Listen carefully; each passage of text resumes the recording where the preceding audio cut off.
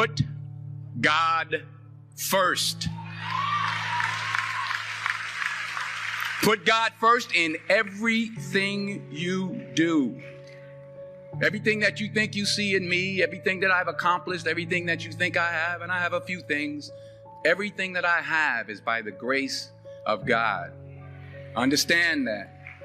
It's a gift. I was sitting in my mother's beauty parlor, and I'm looking in the mirror, and I see behind me this woman under the dryer. And every time I looked up, she was looking at me, just looking me in the eye. And I didn't know who she was, and I said, she said, somebody give me a pen, give me a pencil. I have a prophecy. March 27, 1975. She said, boy, you are going to travel the world and speak to millions of people. Now, mind you, I was flunked out of college. I'm thinking about joining the army. I didn't know what I was going to do. And she's telling me I'm going to travel the world and speak to millions of people. Well, I have traveled the world. And I have spoke to millions of people. But that's not the most important thing, the success that I had. The most important thing is that what she taught me and what she told me that day has stayed with me since. I've been protected. I've been directed. I've been corrected. I've kept God in my life, and it's kept me humble. I didn't always stick with him, but he always stuck with me. So stick with him in everything you do. If you think you want to do what you think I've done, then do what I've done and stick with God. Number 2, fail big. That's right. Fail big. Today's the beginning of the rest of your life, and it can be very frightening. It's a new world out there. It's a mean world out there, and you only live once. So do what you feel passionate about. Take chances. But don't be afraid to go outside the box. Don't be afraid to think outside the box. Don't be afraid to fail big, to dream big. But remember, dreams without goals are just dreams. And they ultimately fuel disappointment. So have dreams, but have goals. And understand that to achieve these goals, you must apply discipline and consistency.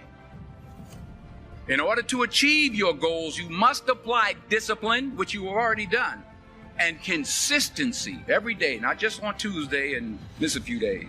You have to work at it every day. You have to plan every day. You've heard the saying, we don't plan to fail, we fail to plan. Hard work works. Working really hard is what successful people do. Remember that. Just because you're doing a lot more doesn't mean you're getting a lot more done.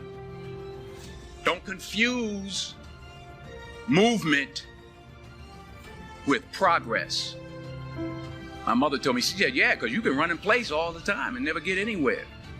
So continue to strive, continue to have goals, continue to progress. You'll never see a U-Haul behind a hearse.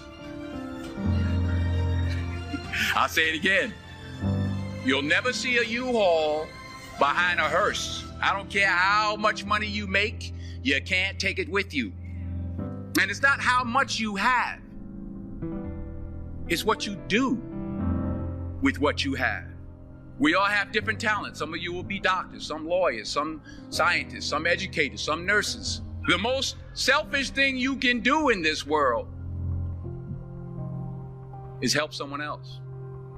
Why is it selfish? Because the gratification, the goodness that comes to you, the good feeling that I get from helping others, nothing's better than that.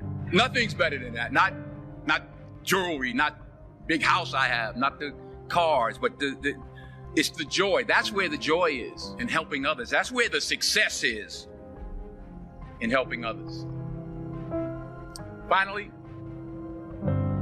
I pray that you put your slippers way under the bed tonight, so that when you wake up in the morning, You have to get on your knees to reach them. And while you're down there, say thank you for grace. Thank you for mercy. Thank you for understanding. Thank you for wisdom. Thank you for parents. Thank you for love. Thank you for kindness. Thank you for humility. Thank you for peace. Thank you for prosperity. Say thank you in advance for what's already yours. It's how I live my life. That's why I am. One of the reasons why I am today. Say thank you in advance for what is already yours. True desire in the heart for anything good is God's proof to you sent beforehand to indicate that it's yours already. I'll say it again.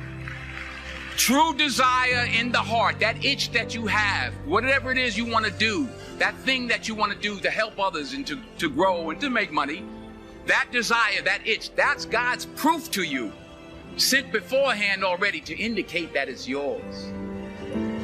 And anything you want good, you can have.